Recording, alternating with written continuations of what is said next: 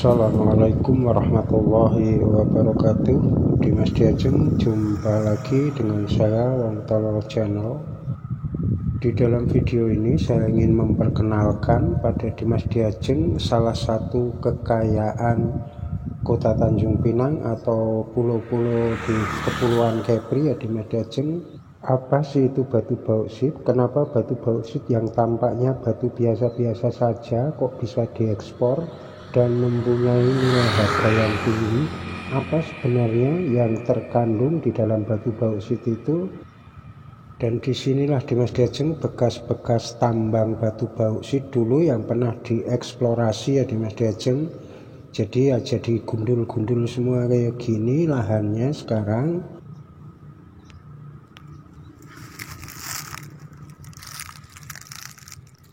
Dan seperti ini Dimas Diajeng, batu bauksit, cuma ini yang kadarnya rendah ya Dimas Diajeng, dalam artian kandungan mineralnya di dalam ini yang rendah, mungkin sedikit. Yang bagus sudah pada diekspor waktu itu ya Dimas Diajeng. Dan sebelum Dimas Diajeng saya perkenalkan apa sebenarnya kandungan di dalam batu bauksit, saya kasih gambaran atau saya kasih video efek dengan eksplorasi batu bauksit zaman atau waktu itu ya Dimas Diajeng. Seperti ini Dimas Diajeng, efek yang ditinggalkan, yang hutan-hutan dulu menghijau sekarang jadi seperti ini ya Dimas Diajeng, jadi tanah tandus, gersang, dan pada akhirnya itu diratakan sama developer, dijadikan perumahan-perumahan, ruko-ruko. Seperti inilah Dimas Diajeng gambarannya. Sejauh mata kita memandang itu merah aja, yang nampak tanah merah aja, hijau-hijaunya itu sekarang tinggal sedikit ya Dimas Diajeng. Dan sebagian besar sudah dibikin perumahan-perumahan atau bangunan-bangunan ya Dimas Diajeng. Dan seperti ini Dimas Diajeng, semua tampak merah, hanya tinggal beberapa saja yang disisakan yang masih menghijau ya Dimas Diajeng, lainnya sudah merah semua. Sejauh mata kita memandang itu sudah dikupas ya, diambil batu bauksitnya, jadi yang tersisa ya seperti ini Dimas Diajeng, lahan-lahan tandus. Dan ini yang hijau-hijau ini Dimas Diajeng, ini masih ada kandungan batu bauksitnya karena dulu mungkin belum ditambang, mungkin waktu itu untuk harga belinya belum disepakati atau pihak yang punya pemilik ini mungkin belum belum melepas dengan harga yang waktu itu ditawar sama pihak penambang ya Dimas Diajeng. Seperti ini Dimas Diajeng, kadang ya rasanya sangat miris ya Dimas Diajeng. Jadi lahan-lahan berubah seperti ini, yang dulu subur hijau sekarang jadi merah merana seperti ini ya Dimas Diajeng. Dan kebanyakan lahan-lahan sisa-sisa bauksit ini yang di daerah masih termasuk perkotaan ini biasanya dibikin ruko-ruko ataupun perumahan-perumahan ya Dimas Diajeng. Jadi jangan heran bila di manapun tempat yang sudah dieksplorasi untuk hutannya, pohon-pohon yang besar sudah ditebangi, ini terjadi banjir besar ya Dimas Diajeng, karena ya itu untuk penahan airnya sudah hilang atau habis, jadi air itu langsung aja jadi banjir ya Dimas Diajeng. Ya semua itu kan ya sebenarnya itu ulah-ulah manusia sendiri ya Dimas Diajeng. Kalau sisa-sisa tanah yang diambil bauksit ini di perkotaan masih bisa bermanfaat, jadi Dimas Diajeng didirikan ruko-ruko ataupun perumahan-perumahan. Lah yang sekarang yang lahan-lahan yang sisa tambang bauksit di pulau-pulau, seperti di pulau-pulau, karena Kepri, Kepulauan Riau ini terdiri dari beratus-ratus pulau, mungkin beribu-ribu pulau ya Dimas Diajeng. Nah, bagaimana nasibnya di pulau-pulau sana Dimas Diajeng yang jauh dari kota itu? jadi apa lahan-lahan setelah dieksplorasi batu bausitnya ini? Ya, tanah-tanah itu jadi tanah tidur yang merana di Mas Diajeng, karena ditanami pun mana mau subur kalau tanahnya keadaannya seperti ini ya di Mas Diajeng. Takkan mungkin sesuatu hidup di daerah yang tanpa makanan, kan ibaratnya seperti itu ya di Mas Diajeng. Ya memang untuk pembangunan di Pulau Bintan atau di Tanjung Pinang ini begitu maju ya di Mas Diajeng. Ini dulu jalan aspal yang ini di Mas Diajeng itu dulu ini akan tanah merah berbukit-bukit gitu, jadi udah dibelah. Dan kalau lurus ke sana itu kita memandang di bawah sana itu kampung ya di Mas Diajeng, perkampungan. Jadi ya nah seperti itu. Sebenarnya tinggi tanah itu awalnya kan itu ya di Mas Diajeng yang ada patoknya disisain sedikit itu.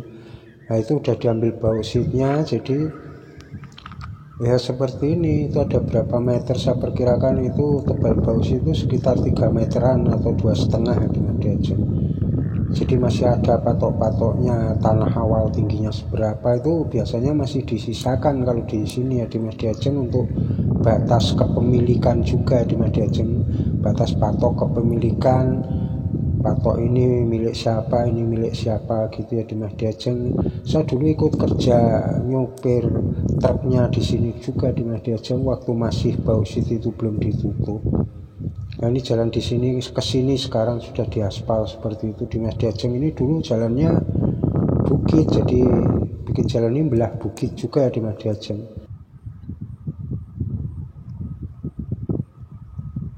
Dan nanti saya akan ke sana di Mas Diajeng seperti apa lahan-lahan yang sudah dijadikan perumahan. Nah ini di Mas Diajeng seperti ini. Saya juga dulu ikut menimbun ya di Mas Diajeng. Jadi ini dulu lahan bauksit juga, jadi diambil bauksitnya.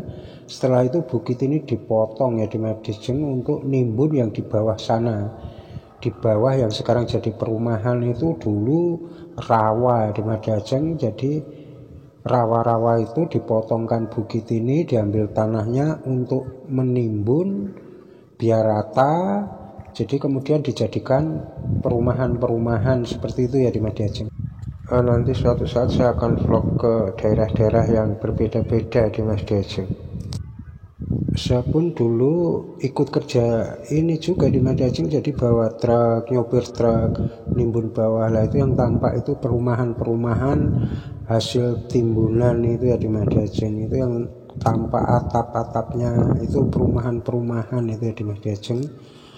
Perumahan dari timbunan rawa-rawa dulu di Mas Diajeng, tapi tidak semua rawa ini di Mas Diajeng, karena saya tahu persis sebelah mana yang rawa, sebelah mana yang tanah mati itu di Mas Diajeng. Kalau yang ujung sana itu kebanyakan dulu rawa di Mas Diajeng. Kalau yang agak sebelah mepet sini, mepet bukit ini tanah padat, bukan tanah timbun.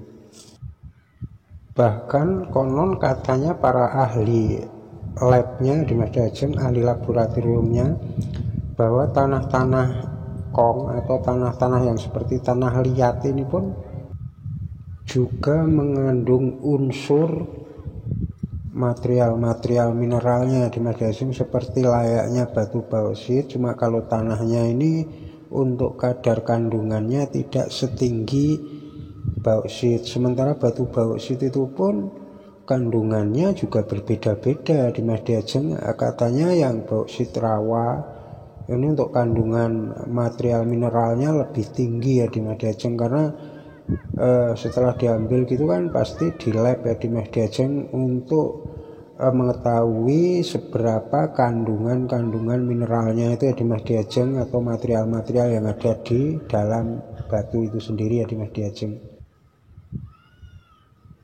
Ini bisa dilihat di Mas Diajeng. Jadi sisa-sisa dari tanah-tanah yang setelah ditambang batu bauksitnya itu jadi perumahan-perumahan seperti ini ya di Mas Diajeng. Kalau yang di tepi-tepi jalan itu biasanya didirikan ruko dulu, kemudian belakang ruko itu perumahan seperti itu ya di Mas Diajeng, seperti ini semua. Nah inilah sedikit saya kasih tahu atau saya kenalkan apa yang jadi andalan di Kota Tanjung Pinang atau Pulau Bintan, Kabupaten Bintan khususnya, atau Kepulauan Riau pada umumnya ya Dimas Diajeng. Kalau tanah aslinya masih disisakan gini, kita bisa agak mengira berapa ketebalan batu bauksit waktu itu ya Dimas Diajeng. Ini saya perkirakan 2,5 sampai 3 meter untuk ketebalannya, karena dari satu tempat ke tempat lain itu beda-beda untuk ketebalan bauksitnya ya Dimas Diajeng. Oke Dimas Diajeng, saya kira saya sudahi dulu video kali ini. Kita sambung lagi video selanjutnya, insya Allah kita akan mengupas lebih banyak lagi apa itu batu bauksit dan apa saja dalam kandungan batu bauksit itu kok bisa diekspor ya Dimas Diajeng. Terima kasih buat Dimas Diajeng yang sudah like atau subscribe video-videoku. Ada salah-salah kata minta maaf. Dan akhir kata, wassalamualaikum warahmatullahi wabarakatuh.